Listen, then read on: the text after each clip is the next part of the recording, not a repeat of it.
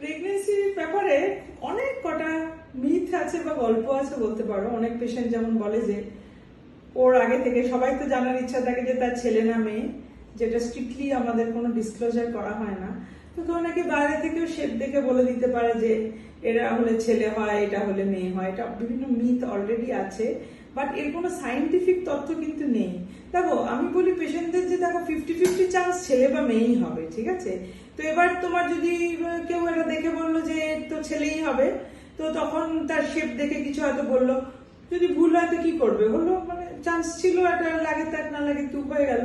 তো হলে বলবে দেখো আমি তো বলেইছিলাম এইটা থেকে ছেলে, আর যদি না হয় বললো ও আচ্ছা একটা ভুল হয়ে গেছে, ঠিক আছে? কিন্তু এরকম কোনো সাইন্টিফিক তথ্য নেই যে এইটা হলে এই হবে। অনেকে ভাবে যে ছেলে হলে সেই সময় নাকি তাকে দেখতে একটু বেশি খারাপ হয়ে যায়, কারণ যে মেয়ে থাকলে ফিমেল হরমোন তৈরি হয় এবং সেটা মাদারকে দেখতে একটু সুন্দর করে দেয়।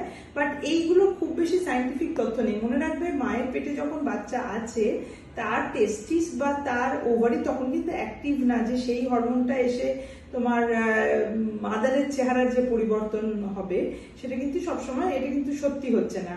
অফকোর্স তাদের টেস্টিস ডেভেলপ করছে সেই সময়, বা মেয়েদের ক্ষেত্রে ওভারি ডেভেলপ করছে, বাট সেগুলো অ্যাক্টিভ না যে সেগুলো হরমোন প্রডিউস করবে এবং সেই হরমোনটা গিয়ে মায়ের চেঞ্জেস আনবে। অপরপক্ষে বলতে পারো মায়ের হরমোনটা বেবির মধ্যে যাচ্ছে। যেমন যদি দেখি আমরা, যদি ফিমেল বেবি হয় ডেলিভারির পরে অনেক সময় দেখা যায় ভেজাইনা থেকে একটু ডিসচার্জ বেরোয়, অনেকে ভয় পেয়ে যায় এইটুকু বাচ্চা এখন জন্মালো ভেজাইনাতে ডিসচার্জ কেন। এটা কিন্তু মায়ের হরমোনের ইফেক্টে বেবির যে ফিমেল হরমোনটা এক্সপোজড হলো সেই ক্ষেত্রে অনেক সময় একটু ডিসচার্জ হয়, উইচ ইজ জাস্ট আমরা বলি নর্মাল, এতে কোনো অসুবিধা নেই। তো এইটা একটা অদ্ভুত মিথ। এইটা যেমন আমার মনে হয় এটা নিয়ে বিশ্বাস করো না। তুমি যেটা চাইবে এটা তো তোমার চাওয়ার উপরে। 50-50 চান্স, তুমি যেটা চাইবে, যেমন পরীক্ষার রেজাল্ট হয়, তুমি খেটে খুঁটে পড়াশোনা করলে তুমি যেরকম, তারপরে তুমি যদি খুব ভালো মন থেকে চেয়েছো, দেখো পরীক্ষার হলে গিয়ে দেখবো ওই কোয়েশ্চেনগুলো কমন পড়েছে যেগুলো তুমি পড়েছো, তাহলে সেটাকে আমরা বলি লাক ফ্যাক্টর। তো এই ক্ষেত্রেও তাই, ছেলে মেয়েটাও কিছুটা লাক ফ্যাক্টর, ওর আগে থেকে ওরমভাবে বলা যায় না। এটা নিয়ে আমি বলবো নিউট্রাল থাকাই সবচেয়ে ভালো, এবং একটা হেলদি বেবির জন্ম নেবে এটা নিয়ে ভাবা সবচেয়ে উচিত।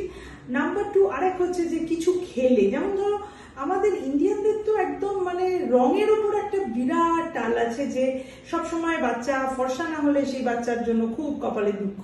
তার জন্যই আমাদের দেশে ফেয়ার অ্যান্ড লাভলি ক্রিম চলে। তো এই ক্ষেত্রে বলবো যে অনেকের আছে যে কিছু একটা খেলে তার বেবি, এইটা ধরো কেশর, দুধের মধ্যে কেশর দিয়ে কি খেতে পারি, তাহলে কি বাচ্চা এরকম ফর্সা হবে? কিন্তু এটা তো মনে রাখতে হবে, দেখো মেলানিন পিগমেন্ট কার কি থাকবে, এটা তো একটা জেনেটিক প্রেডিসপোজিশন আছে। তো আমরা যতই চাই ধরো রং ফর্সা, কিন্তু আমাদের ককেশিয়ানদের মতো রং তো আমাদের হবে না, বিকজ আমরা তো এথনিক্যালি এশিয়ান।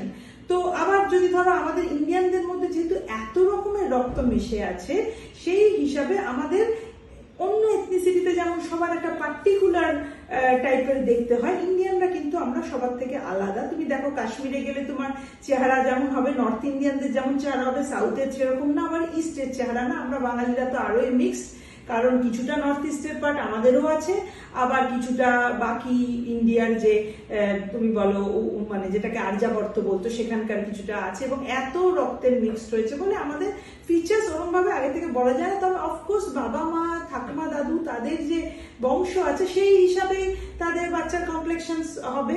অফকোর্স তোমার বাচ্চাকে একদম ব্ল্যাক আফ্রো ক্যারিবিয়ানদের মতো যেমন দেখতে হবে না, আবার ককেশিয়ানদের মতোও দেখতে হবে না, তোমার মতোই হবে। তো তুমি সুস্থ থাকার জন্য যা যা খাওয়া উচিত সেইটা খাও, কিন্তু এইটা পার্টিকুলারলি খেলে, এবং সেটা হয়তো ভেরি কস্টলি, ভেরি এক্সপেন্সিভ। কেউ বলছে যে ওইটা খেলে তোমার বাচ্চা ফর্সা হবে, তো তার জন্য তুমি ওইটা খাবে, এইটা কিন্তু ঠিক না। এটা হেলদি বেবির ডেলিভারির জন্য তোমার হেলথ ইম্পর্টেন্ট। তার জন্য যদি ফ্রুটস অ্যান্ড ভেজিটেবল, নাটস, যেগুলো সবসময় অ্যাডভাইস করা হয়, মিল্ক প্রোডাক্ট, হ্যাঁ এগুলো হচ্ছে তুমি নিশ্চয়ই খাবে। কিন্তু এই না যে এর সাথে এটা খেলে বাচ্চা ফর্সা হবে, এটা যদি না খেতাম তাহলে বলো না। এটা নিয়ে মনোমালিন্যের কোনো জায়গায় নেই। তোমার বাচ্চা তোমাদেরই বংশের যা লাইন আছে সেই হিসাবেই যার যেরকম কমপ্লেকশন সেরকম পাবে। তুমি খেলেও সেটা হতো, তুমি না খেলেও সেটাই হবে। তো বাচ্চার হেলথ নিয়ে ভাবো, তোমার মেন্টাল ওয়েলবিং খুব ইম্পর্টেন্ট, সেই জন্য পজিটিভ থাকো যে সুস্থ বাচ্চা হয়, যেন কোনো অ্যাবনর্মালিটি না হয়, যেগুলো কারোর হাতে নেই। তো again you can only think and pray যে বাবা সব যেন ঠিক হয়। এছাড়া মানে এক্সট্রা অন্য কিছু একটা খেলাম বা একটা সাপ্লিমেন্ট খেলাম যেটা খেলেই সবাই বলেছে যে ওটা খেলেই বাচ্চাটা সবচেয়ে ভালো হবে, এরকম কোনো ব্যাপার নেই। প্লিজ মানে খুব রিজনেবল থাকার চেষ্টা করো।